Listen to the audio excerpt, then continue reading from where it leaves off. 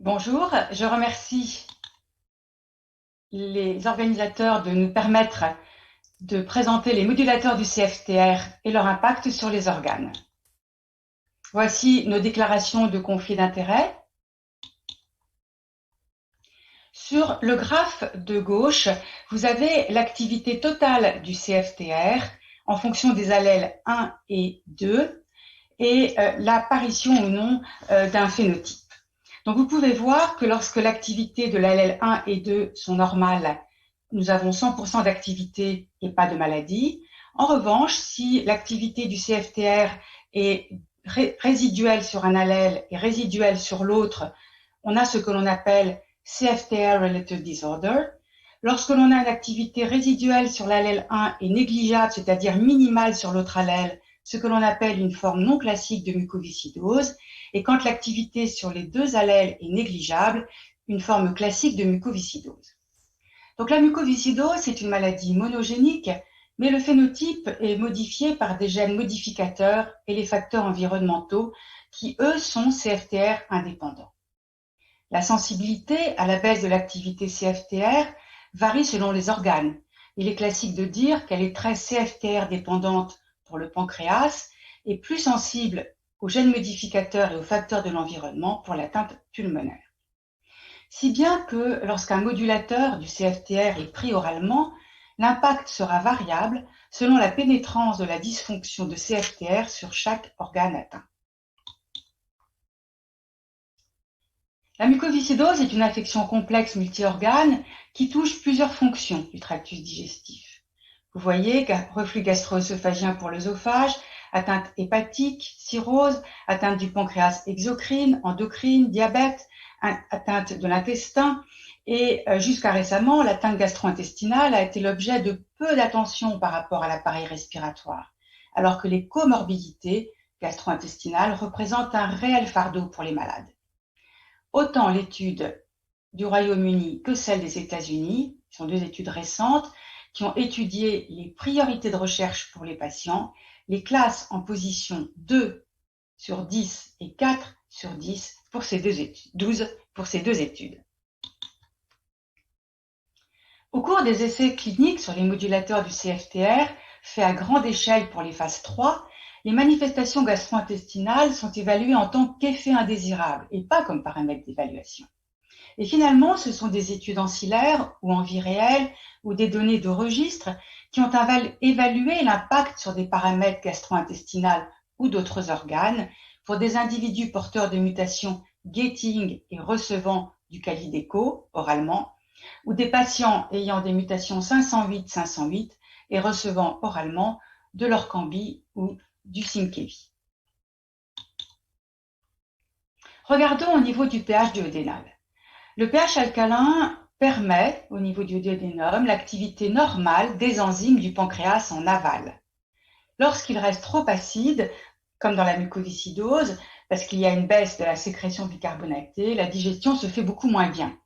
Et ça, c'est l'étude Gall qui a montré pour 11 adultes ayant une mutation gating et ayant une capsule vidéo endoscopique avant la prise du modulateur et un mois après, pour le tracé en noir, une stabilisation au-delà de 5,5 de pH qu'au bout de 40-45 minutes, alors que sur le tracé bleu, un mois après la prise d'Ivacaftor, dès 10 à 15 minutes, le pH oscille entre 5,5 et 6, comme pour un patient bien portant.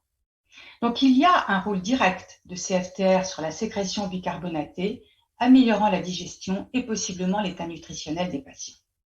Cela a été confirmé en vie réelle chez 10 patients.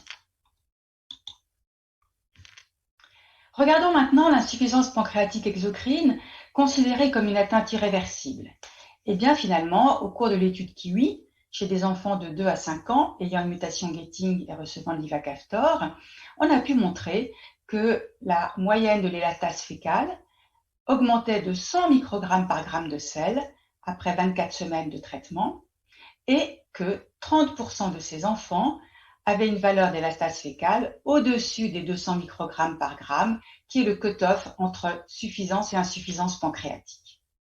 Pour l'étude Arrival, qui concernait des enfants plus jeunes, 12 à 24 mois, il y a eu jusqu'à 70% des enfants qui ont eu un passage de la stase fécale au-dessus de 200 microgrammes par gramme, montrant une récupération partielle de la fonction pancréatique.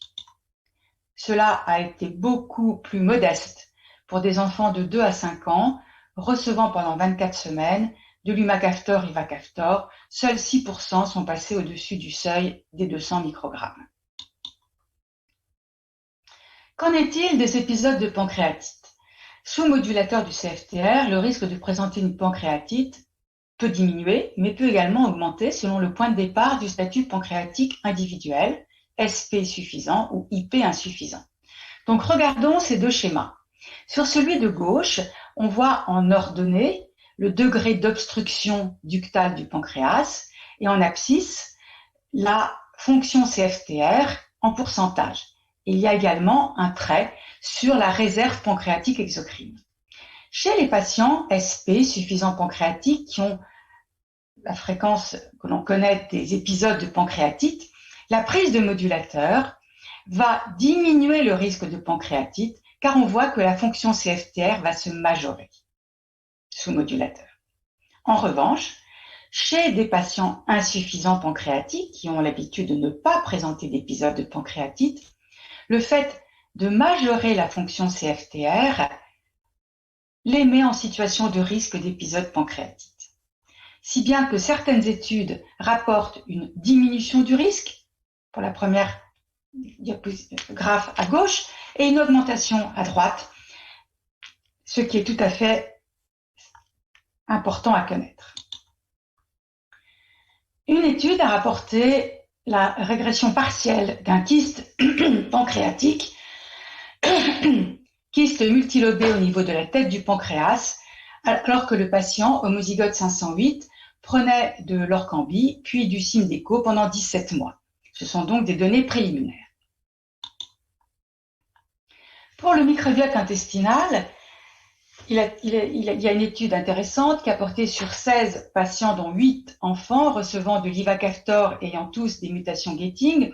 On voit qu'après 24 semaines d'Ivacaftor, la calprotectine s'abaisse et au niveau du microbiote, l'Enterobacteriaceae, l'abondance baisse après 24 semaines, ce qui s'accompagne d'une baisse de la calprotectine, alors que pour Akkermansia, qui est un dégradeur de mucus gram-négatif, la quantité de ce pathogène augmente, si bien que la MEM2 pyruvate kinase se normalise.